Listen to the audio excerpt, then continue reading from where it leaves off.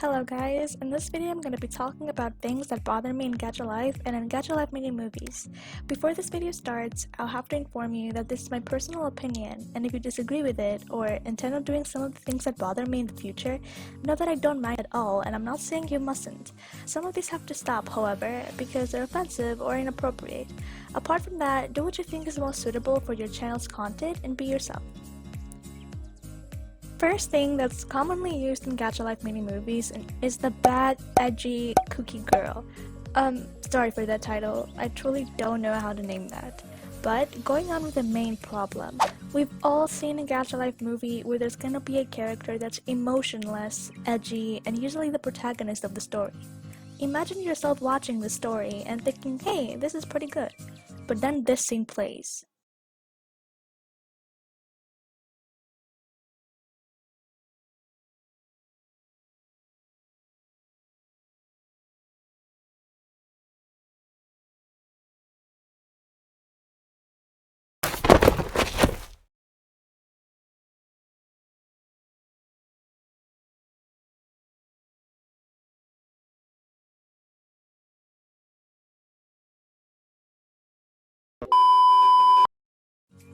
My point is that if you want to make a bad / edgy / emotionless character or whatever, making them do cringy stuff like this and attacking their friends because they stole their cookies is just cringy and not cute at all. It ruins the whole vibe of the movie and the character herself. It personally bothers me and I never really continue to watching a movie after these common scenes. Second thing that bothers me, false representation of bullies. We've all seen a Gacha Life movie where there's gonna be a bully, an obstacle in the protagonist's love life which you have to overcome. These bullies are usually so easy to spot in a Gacha Life movie because of their weird fashion style. They're usually dressed up like this, but let me tell you something. Bullying is an action, not a style. A bully can literally be the most sweet looking person in the world. So when you make bullies look like this, it's just so obvious and makes the Gacha Life movie less pleasant to watch or even less interesting. For example, it'd be more interesting to see a sweet, cute looking girl becoming the villain of the whole movie all of a sudden. I personally wouldn't expect it at all. Third thing that bothers me is the false representation of gay / homosexual people. This is actually very common amongst the Gacha Life community. Even on TikTok, gay people are usually represented like this. It's not necessary for a gay person to wear a skirt, a dress, cat ears, a tail, high heels, or anything so feminine.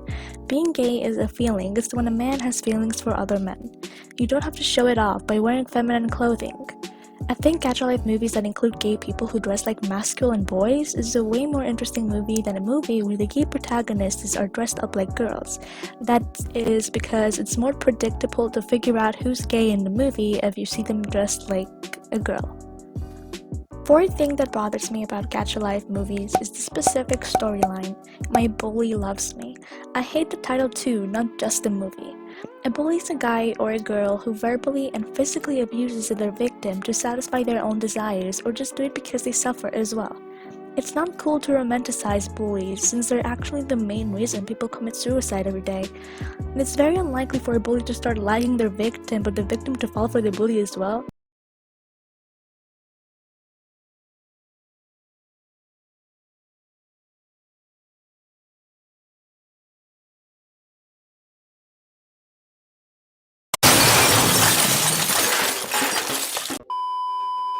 I personally wouldn't hang out with a person that has the tendency to hurt people emotionally or physically.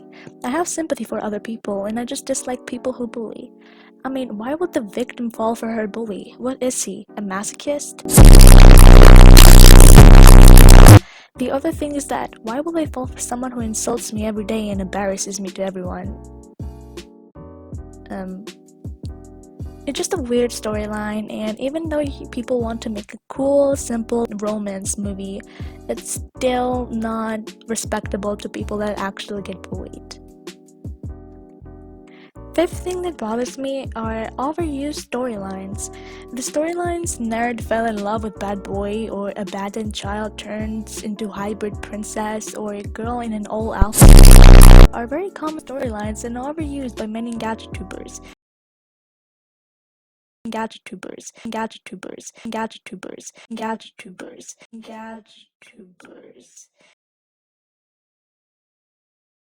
At first, they were actually pretty interesting, to be honest, because they weren't a trend.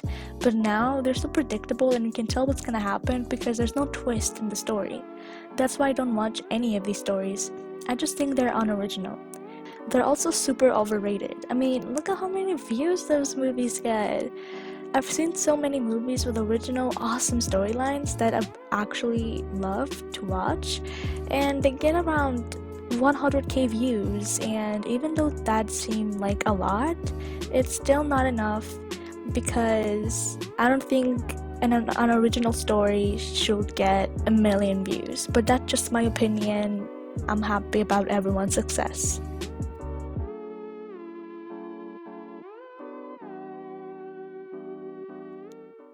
Sixth thing that bothers me about Gacha Life movies are coincidences. You can't understand how much this personally bothers me. It happens so often in Gacha Life romance movies, and I'm actually pretty tired of it. In romance category Gacha Life movies, there's always gonna be a weird, unrealistic coincidence.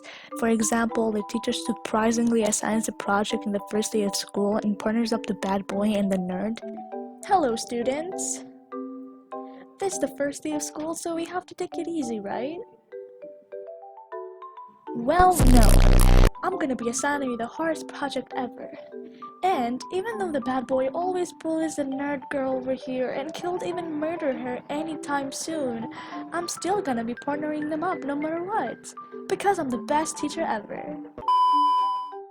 Or the bad boy magically happens to cross paths with a nerd and falls on her, leading to accidentally kissing her. Oh, there's the nerd girl. I'm gonna pretend I don't see her. Now I'm gonna go walk up to her and hit her. Evil laugh. There's nothing that could possibly go wrong. Oh, darn it. Or the bad boy, after insulting the nerd girl and embarrassing her everywhere, protects her from other bullies. What is he doing? He turns into a wolf.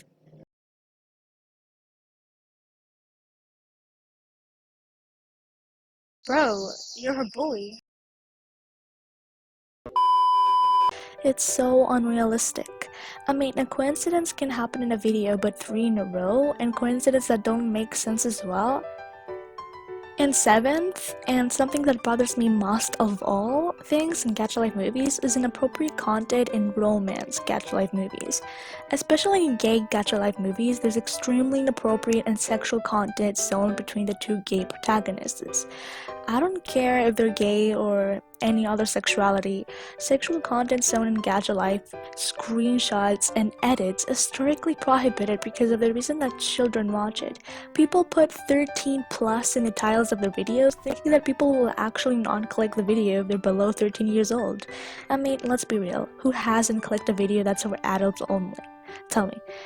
But the funny thing is that usually not even the creators of the movie itself aren't 13.